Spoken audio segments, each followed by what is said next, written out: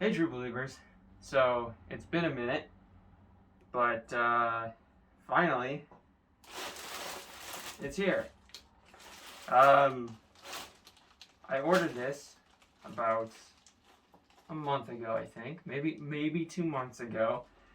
If you didn't know, I went ahead and I ordered the most expensive suit possible from Printcostume,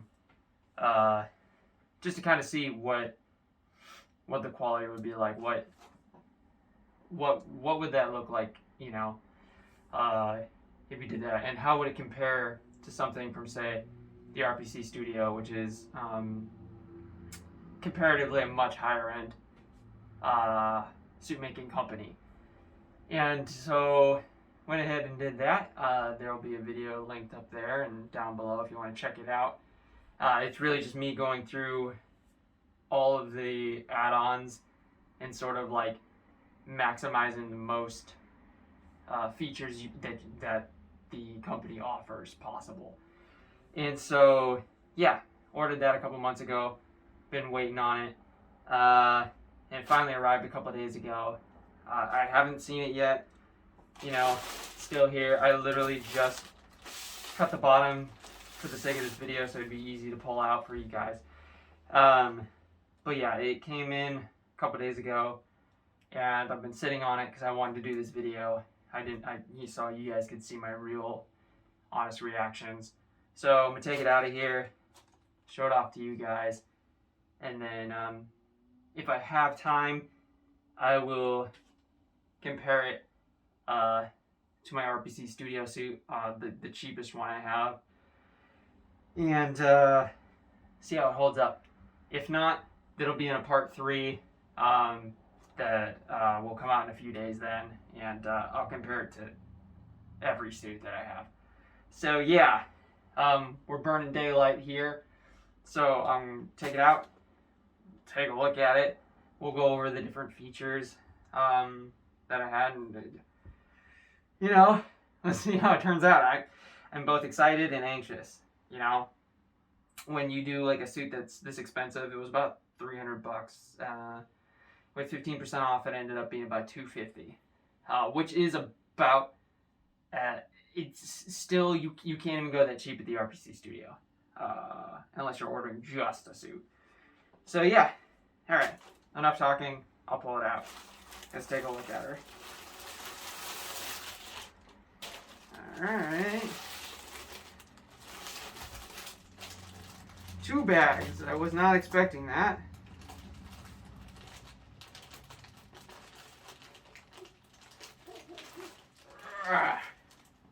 This is really hard to do with gloves. Hold it.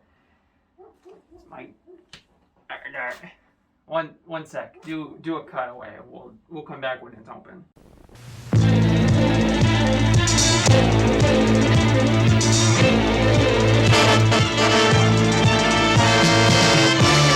Okay.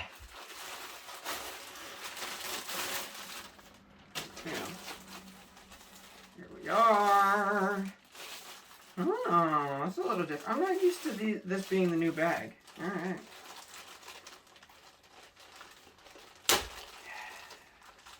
Okay. Here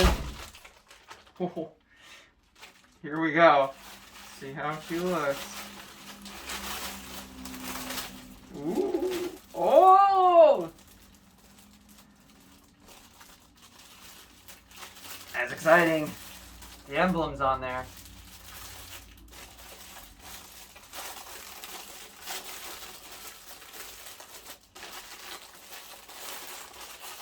Now, if I could just figure out how to get it out of the last bag, we'll be in business. It's on this end. Like I said, we're burning daylight, so it's a little hard to see.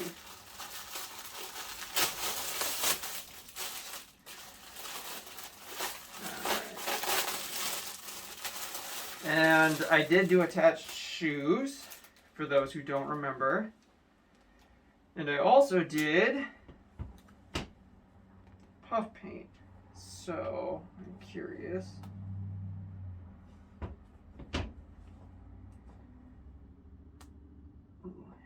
she is a little stuck in some places.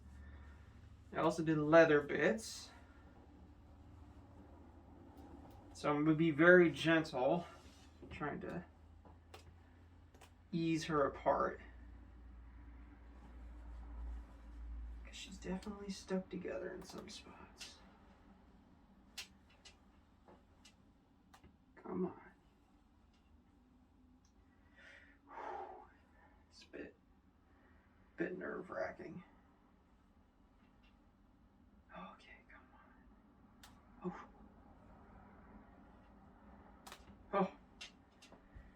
Okay. Puff painting looks good from what I can tell with these on. I will take a closer look in a minute.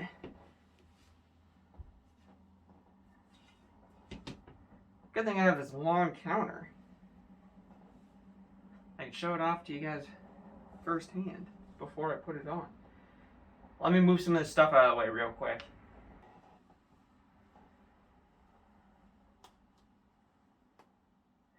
At least where it's sticking, it is coming up fairly easy. There's the emblem. Especially don't like it when it's stuck on top of the mask. Okay. Okay.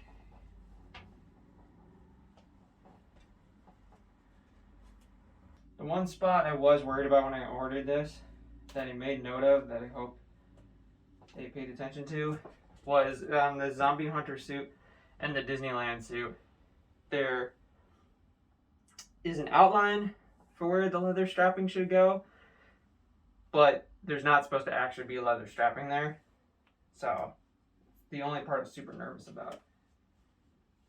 Everything else looks good.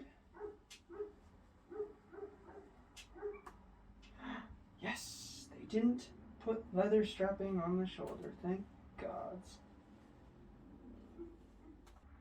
Alright. It's all laid out. So I'm going to grab you guys and we'll take a closer look at it. But from what I can tell, it looks friggin' fantastic. And yeah, it looks fantastic. Alright. Yeah, okay.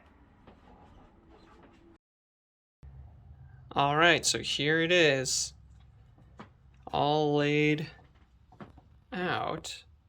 The blue, it's a lot darker than I thought it would be, but I mean, it looks really good. The screen printed emblem looks friggin' awesome. The puff painting, they did a fantastic job on this puff paint. Like, yeah. And the faux like leather stuff all looks super fantastic. There should be an ankle zipper on this. There's the ankle zipper. It smells like paint though. I'm just hoping this mask is going to be large enough to accommodate my face shell. That's the only part now that's a little nerve-wracking.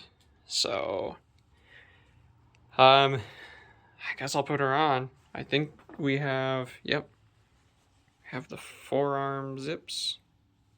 So, yeah, I guess I'm going to put her on. We'll take a look at her. 3, 2, 1. And here it is, guys. Several months later, but yeah, here it is. So what happened was a few months ago when I initially unboxed this suit and took a look at it, I went and test fitted it, and it would not fit with that face shell over there. So what I had to do was go back to Printcostume and get a different mask to wear with the suit. So yeah, not ideal, but it really was the only way to sort of solve the situation. It also did take them 2 tries to make the mask big enough to fit that shell. Now this one here that I'm wearing is from BKK Wall Crawler that I commissioned just about a month ago so that I could finish up this suit. And yeah, there's a bit of wrinklage going on in the mask, but there's nothing I can really do about that. And we'll sort of get into that when I talk about kind of how I feel about the suit, the pros and the cons and everything. So, taking a look at it, looks really good. Like I said, I actually haven't put this on in a good few months, but it looks great. Everything is held up, and I really do love it. Like I said, this is kind of unfortunate, but it is kind of what it is.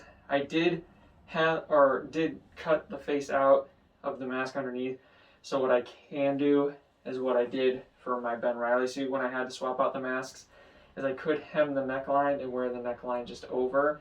So maybe I'll do that.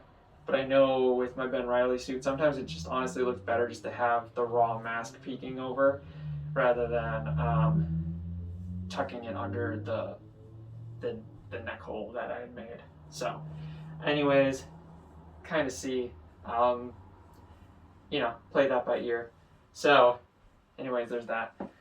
But yeah, otherwise it looks great. I think the only complaint I have is that the section under the belt here isn't leather, like, or false leather stripping like the rest of the black parts of the suit are. And I don't know why that really is.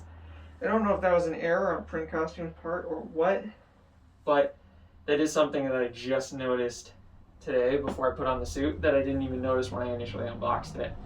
So yeah, I would say that's one knock against the suit, is that it's really weird that they didn't do anything for this section. So yeah, that kind of sucks. The other thing I will say is that I do still hate the Printcostume shoes. They still suck. I will say that the ankle zippers make them 1,000 times easier to get into, and without them, I don't know that I could effectively get into this suit, because that brings me sort of like to my con. My third con is that while these puff painted web lines look fantastic, they are expertly applied, they are awesome, they are super sturdy.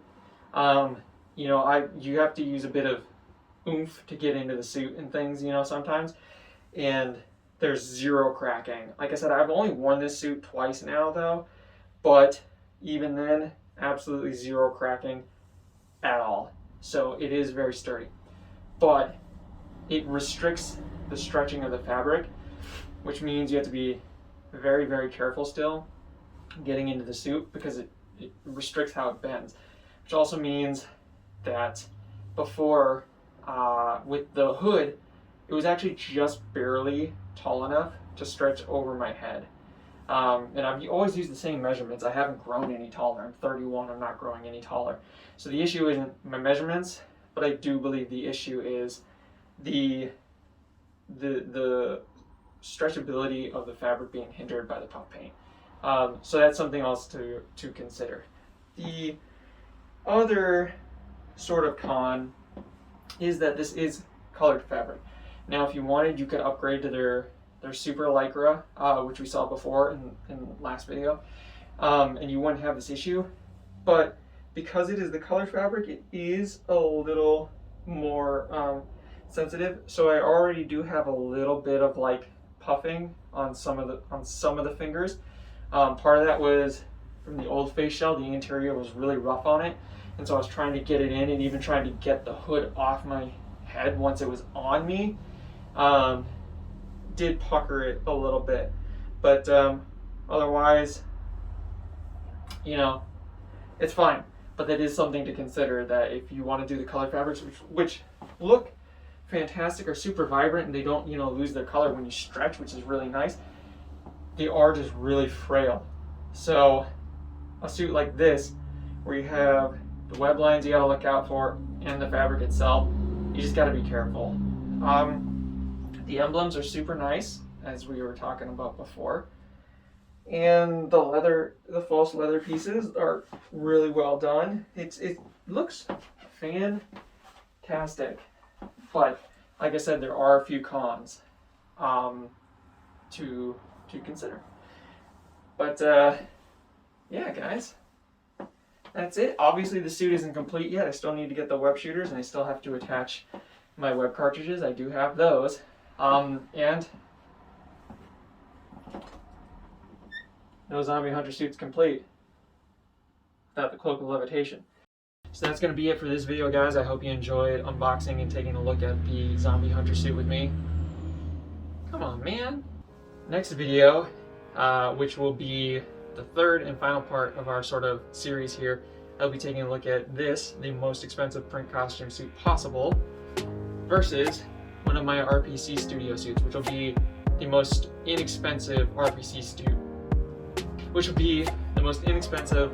studio suit that you can order. And we will see how they compare and sort of which company gives you more bang for your buck.